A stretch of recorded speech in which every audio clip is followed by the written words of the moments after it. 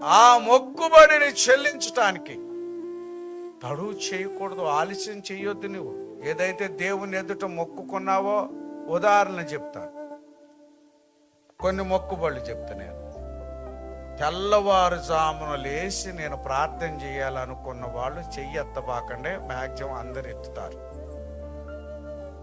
ఎవరు ఎత్తబాకండి. ఈ రోజు నుంచి ఈ సంవత్సరం 31 మొక్కుబడులు నేను చెప్పేది ఈ ఏట కాదు. డిసెంబర్ 31వ తారీఖు నుంచి నాయన జనవరి 1, 2025 నుంచి నేను బైబిల్ చదవకపోతే నన్ను చంపు నాయన అన్నాం. మొక్కుబడి కాదు అది. ప్రభువా, ప్రార్థన శిఖరం కడితే మొదటి గంట నేనే వెళ్ళాలి. వాడు అడ్రస్ లేట్ చర్చి. ఇది మొక్కుబడి కాదా? దేవుని కొరకు కట్టిన ప్రార్థన శిఖరం నేను ఈ వారం నుంచి నేను చేస్తాను ప్రభు అనుకున్న మొక్కుబడి కాదా?